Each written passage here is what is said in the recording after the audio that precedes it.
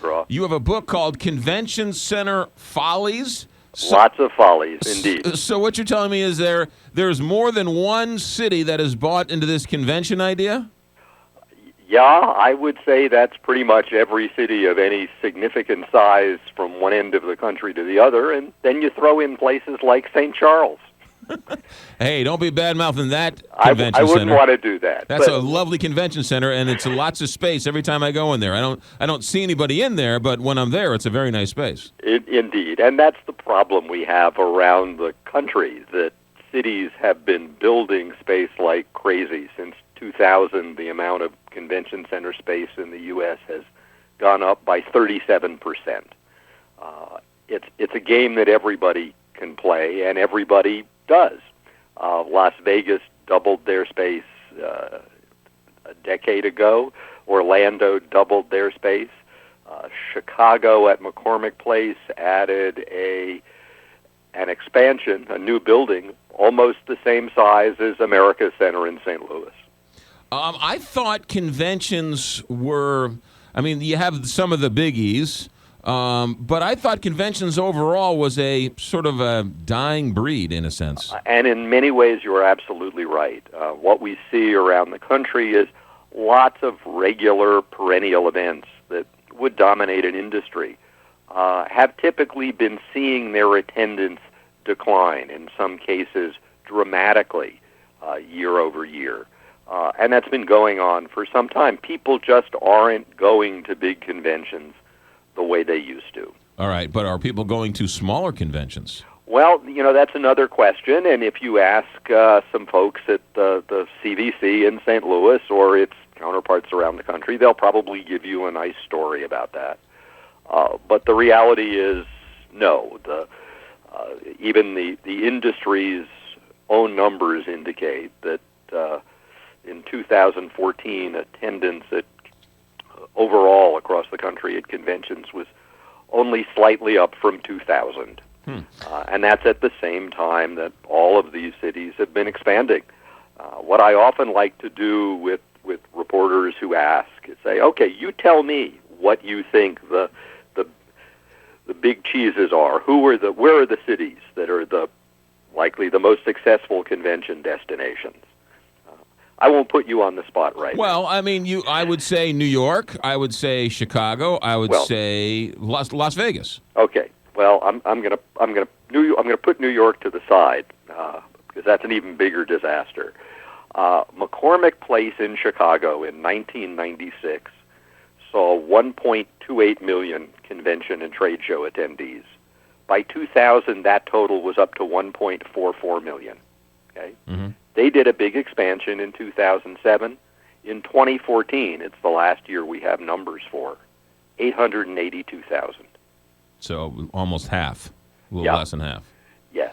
You keep expanding and you get less business. Las Vegas is another great story. They doubled the size of their convention center. At 2 million square feet of exhibit hall space, it's 4 times the size of America Center, including the dome floor. In 2000, Las Vegas had 1.27 million convention attendees. The year before, they had 1.31 million. In 2014, 1.32 million. They doubled their size, and they're doing the same business they did in 99 and 2000.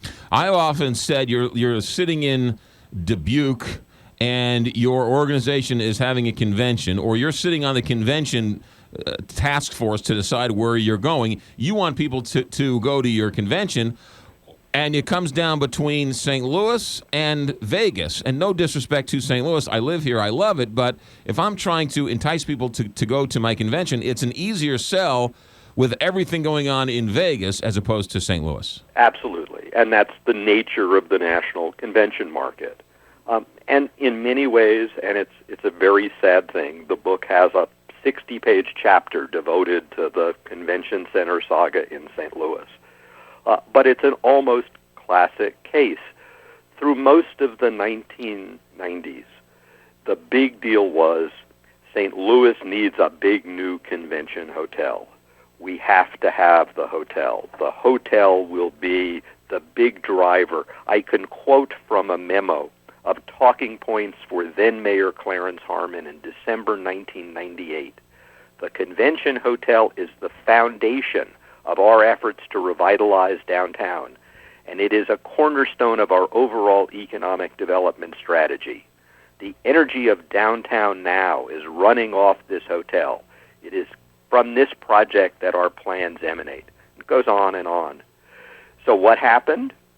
The city invested $98 million in federal empowerment zone bonds and lots of other state and local subsidies in what was then the Renaissance Grand Hotel, the renovation of the Statler.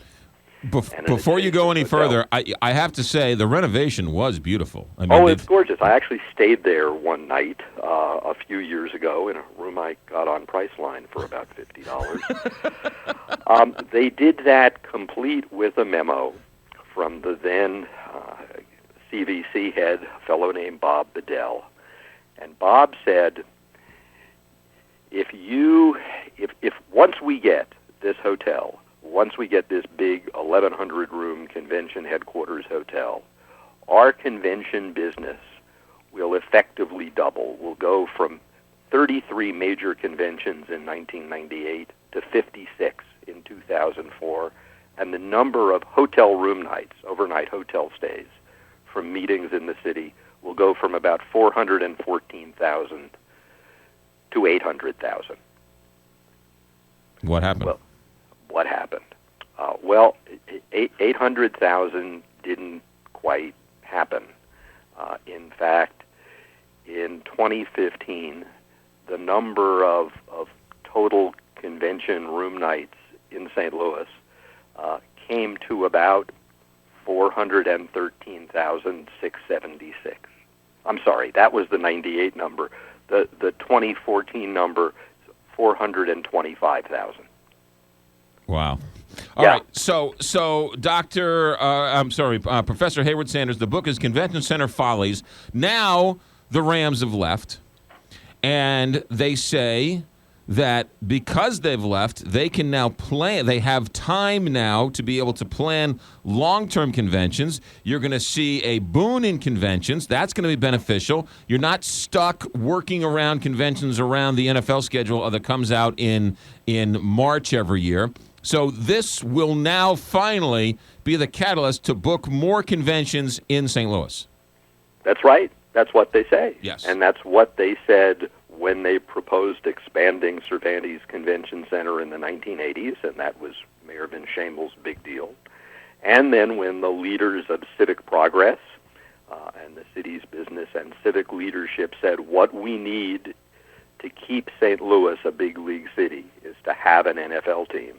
And they added a stadium, a dome, onto the convention center. And then they needed a big new hotel. And over, the promise always was, more conventions will come, more people will come, there'll be lots more money in St. Louis. And over, it flopped. It flopped in the case of the Renaissance Grand to the point that the hotel was foreclosed on, and the bondholders got 32 cents on a dollar for it. Now, at this point, when you've got a history of failure, does it make sense to keep believing those fairy tales? Is there any city, town in America that is doing convention centers correctly? Well, what you've got to do is ask yourself, is this worth lots of public dollars? You know, the Rams case provides St. Louis with an interesting opportunity to have a serious community, region-wide discussion about what the public priorities ought to be for the whole St. Louis metropolitan region. I took a look online at the Post-Dispatch. They've got an editorial the other day that says, well, we want to rebuild the riverfront. You know, let's have our revenge on the Rams. Well, the reality is running after a pro football team is not going to make your city an economic success story or a big league city. What you want to do is invest in your community in a serious way. And if you want to play the convention center game, understand, so is everybody else. And not only that, they're playing it with real dollars. the biggest convention center in the country, McCormick Place in Chicago, the one you mentioned as a success, or as a tough competitor, Right. has a $15 million annual giveaway fund from the state of Illinois so that they can hand meeting planners free rent to the tune of $500,000 to $1 million a piece to get them to have meetings in Chicago. So they're giving away their convention space for free. And it's not just Chicago. San Diego's doing it to the tune of $5.6 million a year, and that's San Diego with a convention center on the bayfront. In San Francisco, they give away the convention center. In Los Angeles, they do about $6 million in giveaways a year. That's how this business works these days. So you're a convention planner, and you're getting free money to go to San Diego, or do you want to go to St. Louis? That's not that tough of a choice for a planner to decide. Not terribly. Now, St. Louis does get meetings, but Right. it tends to get the meetings that are both price sensitive and are often the social, fraternal, and religious events that don't bring in big spending attendees. But there's also something. I'm sure there are regional conventions and regional meetings and smaller ones, and the Pinewood Derby, classic car toy convention comes in here with their 200 people, and they have a nice weekend and go home and love it. Oh, sure, and you'll see the robotics convention there this year, and some other events. Right. It's not like there's no business at all. Right. But the nasty reality of it is, if you expect, as Mayor Harmon promoted, that getting more conventions is going to somehow be the driver of a revitalized downtown, that's just not likely to happen these days. Yeah.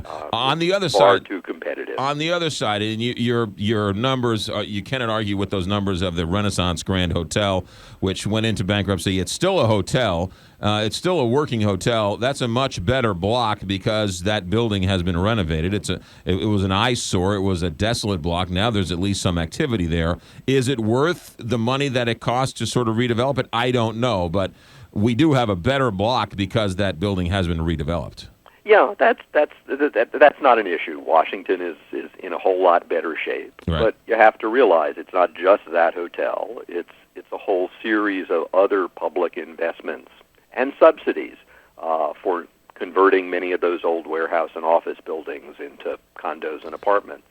But the sad thing from my perspective is that over and over, folks in St. Louis have tried to do grand downtown public projects with the idea that those would somehow change the economic reality that the city faces. Because right across the street is what used to be St. Louis Center Mall. Right.